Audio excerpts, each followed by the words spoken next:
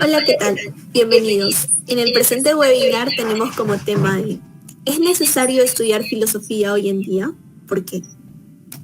Si bien en la actualidad se manifiestan una serie de problemas de conflictos sociales, económicos y políticos, entre otros, una de las causales de estas problemáticas es la ausencia de la capacidad de reflexión, análisis y síntesis en las personas sobre las causas y consecuencias de sus actos en la sociedad. Por ello es importante impartir el pensamiento filosófico en la ciudadanía peruana, ya que mediante este podemos contribuir a nuestra formación integral y la búsqueda de principios que impartan valores y que rijan de manera correcta a la nación. Para empezar voy a mencionar el orden de presentación. En este caso, en primer lugar, tenemos a mi persona, que voy a tratar el tema de la realidad peruana con respecto a la filosofía. A la señorita Georgia Pizarro, que va a tratar el tema de la ética filosófica necesaria en la formación integral. A la joven Italo Vega, que va a tratar el tema de las ideologías políticas. A la señorita Heidi Pexi, que va a tratar el tema de ¿es necesaria la filosofía en la política? Y a la señorita Gabriela Urbano, que va a tocar el tema de ciencia versus filosofía. Ahora vamos a pasar a el primer tema, en este caso la realidad peruana con relación a la filosofía.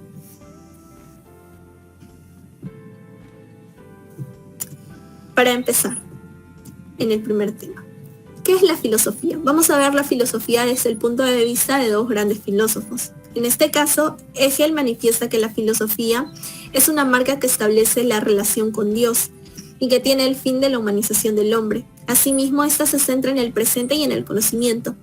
¿Qué nos dice Hegel? Nos dice que la filosofía no se contrapone a la religión y que no existen diferencias entre estas. Aparte de ello, explica que el conocimiento es el producto de filosofar. Además, nos dice que no existe un pensamiento filosófico equivocado, sino que los pensamientos filosóficos se van de acorde al tiempo y a la época. En segundo lugar tenemos a Heidegger, que dice que la filosofía se centra en la existencia humana y en el Dasein. En este caso, trata de hacer ver que el humano es superior a los otros entes, en este caso a los otros seres vivos, porque nosotros poseemos la capacidad de actuar con raciocinio, porque nosotros podemos pensar y actuar. En cambio, los animales solamente actúan por impulso o por necesidad. Pasando al siguiente tema, tenemos a la inseguridad ciudadana. Como podemos ver, desde el siglo XXI, la delincuencia ha recaudado mayor relevancia e interés. Desde el año 2010 se ha catalogado como el principal problema del país. Según el INEI, también en un intervalo de enero del 2020 y marzo del 2021 se han registrado 8.622 denuncias por actos delictuosos. ¿Qué nos hace ver esto? Nos da a entender que el Estado no está garantizando el cumplimiento correcto de los derechos fundamentales de las personas, ya que la mayoría de los delitos cometidos violan los derechos de las personas. Asimismo, los delincuentes vulneran las leyes y atentan contra la ciudadanía, generando que en la actualidad no podamos salir o no podamos realizar actividades normales por miedo constante a ser víctimas de un robo o de un asalto. En el siguiente tema tenemos a la juventud peruana. Si bien la adolescencia es una etapa que tiene intervalo entre la niñez y la edad adulta, está caracterizada por cambios físicos, psicológicos y sociales. Estos cambios generan conflictos y contradicciones. Asimismo, en esta fase el adolescente busca independizarse.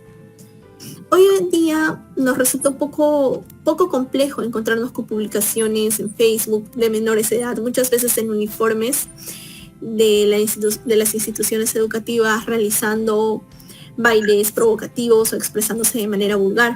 Cabe resaltar que también podemos observar esto en los medios de comunicación, ya que diariamente hay denuncias a casas de estudio por bullying o por pandillaje, o asimismo somos testigos de que las directivas omiten estas situaciones. Si bien la adolescencia es una etapa muy bonita, a veces es confundida por una etapa de desbalance, lo cual no debería ser así. Debería vivirse de manera tranquila, sana, en compañía de los amigos y de los padres. Por último, tenemos al tema de la pobreza. Para empezar, el INEGI manifiesta que en los últimos años la pobreza monetaria ha aumentado en 8.3 puntos porcentuales y lamentablemente en la última década solo ha disminuido en 0.7 puntos. Cabe resaltar que los niveles de pobreza se manifestaron más en la sierra, en un 50.4%. ¿Qué nos da a entender esto? Que la situación que atraviesa el Perú es realmente preocupante y compleja, ya que no es justo que una persona con derechos carezca de los recursos básicos para poder satisfacer sus necesidades. ¿A qué me refiero? Que carezca de agua, de comida, de salud. Asimismo, si nosotros logramos erradicar la pobreza, contribuiríamos a la mejora continua de los hogares en el Perú, a la disminución de la desnutrición y a la disminución de la prostitución infantil. Gracias. Continuando, tenemos a la señorita Georgia Pizarro, que va a tratar el tema de la ética filosófica necesaria en la formación integral. Sí, buenos días a todos los presentes. Yo les hablaré acerca de la ética en la formación integral de las personas. Para empezar, me gustaría decirles qué es la ética. Bueno, la ética es una disciplina de la filosofía que estudia el comportamiento del ser humano y su noción. Proviene del vocablo griego ethos, que significa acción, modo de ser y carácter. Filósofos como Platón y Aristóteles expusieron que la ética se encarga de estudiar las conductas humanas a partir de la libertad y la conciencia que cada individuo posee para diferenciar lo bueno de lo malo. En Orígenes se lo ha confundido mucho con la moral, sin embargo, estos tienen diferencias entre sí. La ética nació como disciplina filosófica con la reflexión de los griegos en los siglos V y VI a.C., es decir, que esta rama filosófica se da desde la antigua Grecia. Sócrates es considerado el padre de la ética, no obstante, quien fue fundador de la ética es Aristóteles. Su desarrollo histórico ha sido amplio y variado. En la Edad Media, la ética unió la búsqueda de la felicidad con la doctrina cristiana según los 10 mandamientos. El rol de la ética durante este periodo fue interpretar de modo correcto las Sagradas Escrituras. Durante la Edad Moderna se impuso la necesidad de construir un modelo ético que respondiera a la razón. Sin embargo, fue Immanuel Kant quien revolucionó la ética moderna. Ahora, pasando al siguiente tema, les hablaré un poco acerca de las teorías de la ética, en el cual tenemos dos teorías, la ética material y la ética formal. En la ética material se determina qué es lo bueno, es decir, que para esa teoría, la cual es de Aristóteles, la ética es el bien y tienes que hacer el bien para obtener esa felicidad. Según Aristóteles, la ética persigue la mejor forma de que el individuo se realice a sí mismo. En cambio, en la ética formal determina qué es lo correcto para Kant, lo cual desarrolla esta teoría. Y, por ejemplo, para esa teoría, lo que uno lo lleva al bien es cumplir con lo correcto. Ahora pasaremos con el siguiente subtema, que es cómo se relaciona la ética en nuestra formación integral. A nivel colectivo, la ética contribuye a asumir responsablemente los deberes y ejercer los derechos en el respeto a los demás. La práctica, la tolerancia y la solidaridad entre las personas y ejercitarse en el diálogo afianzando los valores comunes de una sociedad participativa y democrática. Esto uno lo conlleva desde muy chiquito, preguntándose, ¿estará bien lo que estoy haciendo? ¿Está mal? ¿Qué puedo hacer? ¿Cómo lo puedo hacer? Entre otras, nuestra ética se verá realizada respecto a eso, además que vamos desarrollando y adaptando una de las dos teorías ya desarrolladas. La ética es una disciplina que siempre va a estar presente en nuestra vida. La ética profesional que desarrollaremos en el transcurso de nuestra carrera o el trabajo que obtengamos a raíz de esta. Para comprender mejor de esa disciplina de la filosofía, sería importante que desde una educación primaria y secundaria podamos afianzándonos más a este curso para poder desarrollarnos mejor íntegramente en un futuro o como profesionales. Ahora, para finalizar, me gustaría culminar con una frase de Sócrates que dice: la buena conciencia es la mejor almohada para dormir. Muchas gracias. Ahora le paso a mi siguiente compañera. Qué son las ideologías políticas? Bueno, primero comencemos de dónde vienen la palabra ideologías. Las ideologías son aquellas creencias que son expresadas en formas de juicio de valor, que abarcan normas morales y se relacionan con el análisis del hecho, que están concertadas y todas estas se interpretan como una doctrina que apoya las prescripciones basadas en los fundamentos centrales y morales. Y todas estas opiniones se pueden referir a las distintas modalidades de relaciones humanas y las organizaciones sociopolíticas. Es por eso que la sociedad se asemeja a un campo de batalla donde compiten las ideologías, pero por lo que actualmente queda claro es que algunas no son factibles con la realidad, ya que planean una realidad utópica, cuando la sociedad no podría funcionar con sus imposiciones. Es por eso que los contendientes ideológicos persiguen una ventaja estratégica sobre las demás, para tener una mejor definición de su postura. Y todas estas discrepancias, por conseguir la hegemonía, se libran en el terreno lingüístico. Un ejemplo de estas ideas es la economía de libre mercado, que los liberales formularon en el siglo XVIII en su empeño por liberar a la sociedad del control parentalista de la aristocracia, con el concepto de un gobierno minimalista que ha permanecido dentro del conservadurismo. Las ideologías políticas tienen dos bases bien fundamentales que nacen con la Revolución Francesa en 1789, en el siglo XVIII. La primera, la derecha.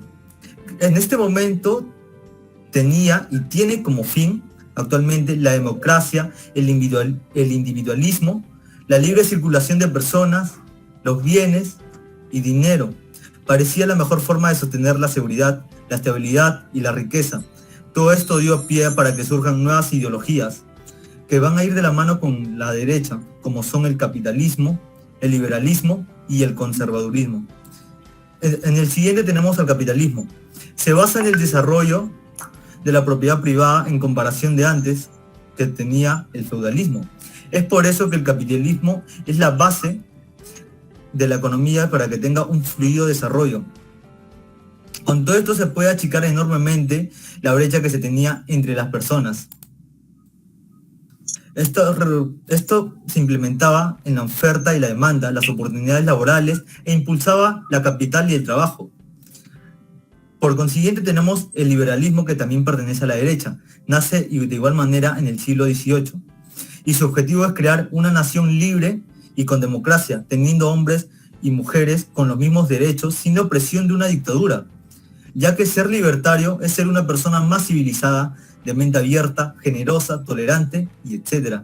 También el liberalismo va de la mano con los derechos del hombre, puestos que defienden los mismos valores que tiene una sociedad tradicional, como el libre mercado, el gobierno limitado y la libertad personal, que es realmente fundamental. Por otra parte tenemos la otra ideología política, que es la izquierda. Al igual que la derecha, nace en el siglo XVIII con la Revolución Francesa. Esta ideología es antagónica a las ideales de la derecha, que tiene como fin la estatización, que no haya un libre mercado, la igualdad de riquezas frente al Estado. Y esto también dio pie a que surjan nuevas ideologías, como es el socialismo y el comunismo.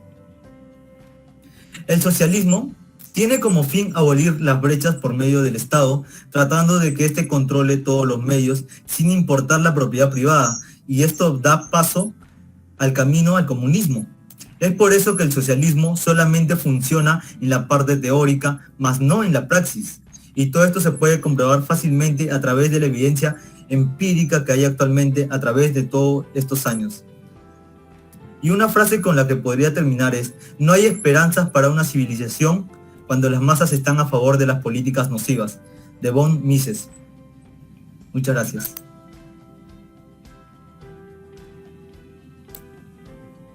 Muchas gracias, joven Ítalo.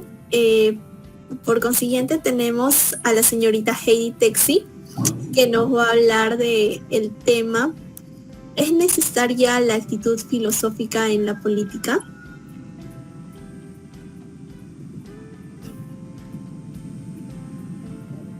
Muy buenas tardes. Bueno, en esta oportunidad el tema que voy a abordar está titulada ¿es necesaria la actitud filosófica en la política? Para empezar, hay una pregunta sumamente necesaria. ¿Qué es la filosofía política? Se la puede definir de dos formas. Uno, como una especie de filosofía que se va a aplicar en la política, y asimismo como la política como posibilidad de la existencia de la filosofía. Pues el ejercicio de la vivencia política, el debate público, la discusión entre las polis democráticas, es la posibilidad de un ejercicio de la filosofía y es así como es que esta nace. El santo patrón de todo ello es Sócrates, porque él iba por las calles conversando asuntos divinos, humanos, siendo esa actividad para él como una pública, política y filosófica. Pasaremos con lo siguiente, que es disociación de la filosofía y la política. Es necesario mencionar que Sócrates fue condenado a muerte por realizar estas actividades, que según el tribunal corrompía a los jóvenes de aquella época, por lo que lo condenan a muerte pese a ser una sociedad democrática. De ello, el discípulo de este filósofo, Platón, rescata que acá se evidencia un divorcio tanto en la filosofía como en la política, ya que si la persona realmente quiere conocer el fondo, quiere razonar, pensar, reflexionar, debe separarse de su vida pública. Esta disociación tendrá una consecuencia negativa para ambas ramas, porque Platón no solamente intenta disociar lo que estaba unido para Sócrates, sino que además en el mito de la caverna nos transmite que la persona debe salir de esta caverna, que debemos entenderla como la sociedad democrática en donde viven con los comentarios y pensamientos que son propios de ellos, para así poder obtener mayores conocimientos y opiniones. Lo que en cierta parte beneficiaría, ya que la persona que retornará lo hará para transmitir a los demás esos aprendizajes y sacarlo de ese estado de tiniebla en el que se encuentra. Pero son los ciudadanos mismos quienes lo van a despreciar, sacándolo y en este caso tal vez mandándolos a juicio. Entonces, de ello podemos desprender que Platón nos transmite el deber separar lo filósofo de la ciudad para luego presentarlo como un guía en la vida pública. Es necesario recordar que para el occidente los sabios son los que merecían gobernar. Pasemos con la relación entre filosofía y política. Sócrates nos deja el conocimiento de que tanto filosofía como política son hermanos de sangre, para que la sociedad así pueda funcionar de una manera más naturalizada. Y es esta concepción la que se pierde con Platón, porque él lo que intenta es separarlas. Sin embargo, en el siglo XX, con Marx y Nietzsche, es que se recupera esa tradición socrática, de implicación para ambas ramas. Por ejemplo, Marx nos dice que lo político es la autotransformación colectiva y explícita de la actividad productiva. No es una superestructura o un segundo mundo. Continuemos con ¿qué hace la filosofía política? Que es algo que tal vez nos estamos preguntando ahora que estamos tocando el tema. La filosofía política estudia la naturaleza del poder y su legitimidad, asumiendo así una investigación del poder, de quiénes son los que la asumen y el por qué es que debemos obedecerlos.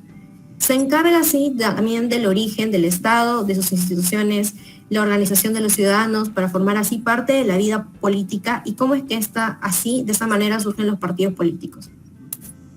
Para finalizar, hay una pregunta menester que es ¿por qué es necesario estudiar filosofía hoy en día según el ámbito político?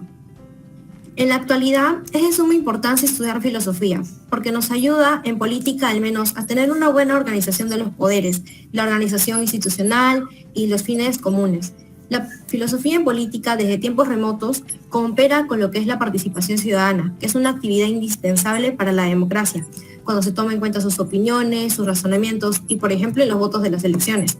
No obstante, es importante emprender una filosofía práctica para lograr un buen uso de los poderes.